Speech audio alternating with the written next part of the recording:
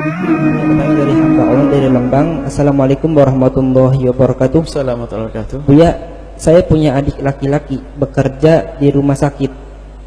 10 tahun dia tidak pernah sholat dan tidak pernah sedekah, bahkan tidak puasa Ramadan dan tidak membayar fidyah. Jika diingatkan malah memusuhi.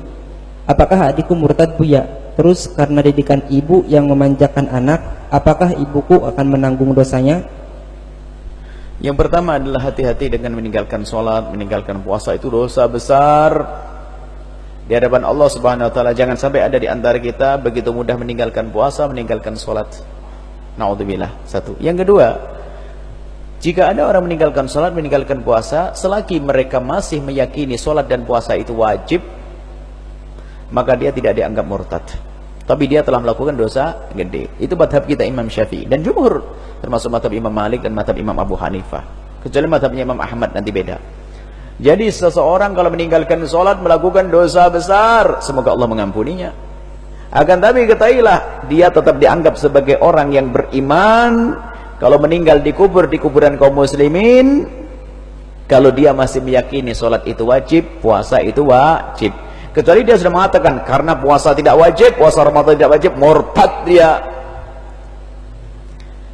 Kemudian apakah ibu dapat bagian dosa memanjakan adik sampai begitu? Oh iya, paling gede dosanya nanti kalau ada seorang ibu tidak mendidik anaknya dengan benar, hanya dikasih biaya duit untuk kuliah sampai anaknya pada enggak sholat, ibunya padahal ahli sujud, ahli umrah, tumbangin neraka nanti.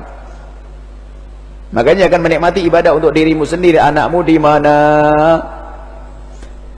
Jangan hanya kita tonjolkan kerinduannya kepada dunia. Boleh anak anda sukses judinya, tapi akhirat harus sukses.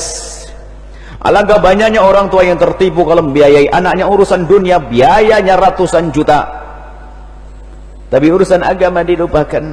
Mungkin ada seorang anak yang sukses dunia, akan tapi salatnya sering bolong, maka bapak ibunya ikut andil. Karena apa? Tidak mengenalkan kepada akhirat. Maka solat yang ditinggal oleh sang anak satu ditumbangkan kepada ibunya.